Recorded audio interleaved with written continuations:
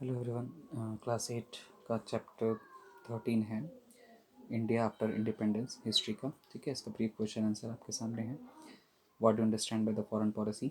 The policy on the basis which government decides it relation with the other countries of the world is called foreign policy. ठीक है, जिसमें हम other countries के साथ जो relation रखते हैं, जो गवर्नमेंट डिसाइड करती है, उसी को हम फॉरेन पॉलिसी कहते हैं। उसके बाद सेकंड क्वेश्चन है, describe 3 main features of the foreign policy. 3 main features क्या क्या होते हैं जो भारत की पॉलिसी में है एक्चुअली।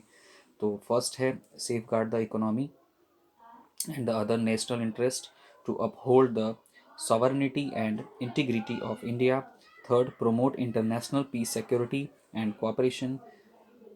Third है आपका question, who played important role in the formation of NAM?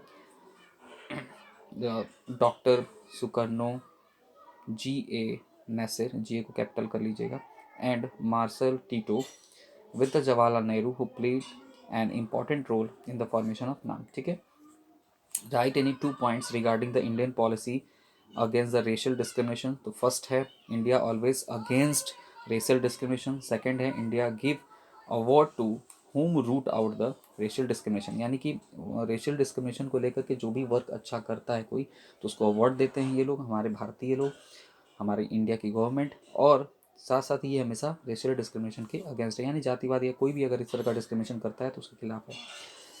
Fifth question है, write briefly about the Indian policy of disarmament. तो India has always been a supporter of the disarmament, मतलब हम हथियार वगैरह नहीं चाहते, शस्त्र नहीं चाहते हैं, and favour totally disarmament. India has taken largest initiative for a nuclear free world and has a vehemently oppose the nuclear arm race. मतलब इस रेस से दूर रहता है कि भाई उनके पास इतना है तो हमारा भी उतना होना चाहिए, ऐसा कुछ नहीं है। भारत हमेशा पीछे रहता है इस सब चीज़ों में, लड़ाई झगड़ा से दूर। Right a note on the economic development of India after independence. Independence के बाद इकोनॉमिक डेवलपमेंट क्या क्या था वो देखेंगे। तो India's economy is growing rapidly. There has been an increase in the agriculture production and the industrial growth.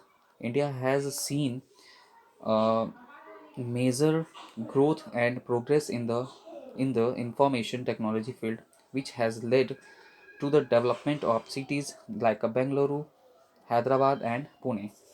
Explain the term SARC, the name, its member countries. The South Asian Association for the Regional Cooperation SARC was established on 8 December 1985।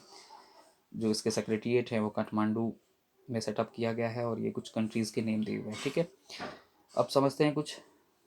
ये देखिए जो note down है वो opposition to the colonialism and imperialism, ये India से related है। ठीक है, तो इंडिया में क्या है वो देखते हैं हम लोग। तो India has always opposed to the policy of imperialism and colonialism because की स्पेलिंग में टाइपिंग गड़बड़ होगी, SE हो जाएगा। ठीक है, because India has herself had suffered a lot under the British rule. India took stand of anti-colonialism, anti-imperialism and anti-racialism, क्योंकि भारत खुद ही सफ़र कर चुका है ब्रिटिशर से, कितनी दिक्कतें पैदा हुई हैं, तो हम इसके खिलाफ रहते हैं। उसके बाद रेशियल रीजनल कोऑपरेशन की बात करें तो in present unipolar world regional organization have a special role to play in 1985 in Dhaka.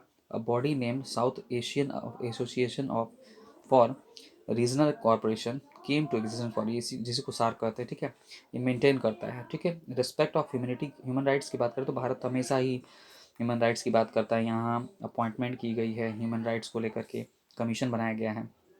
Panchsheel के बारे में क्या जानते हैं, तो भाई ये 5 प्रिंसिपल होते हैं, इन 5 प्रिंसिपल का यहाँ पे डिटेल लिखा हुआ है। ठीक है, कोई डाउट होगा तो पूछ लीजिएगा। Have a good day.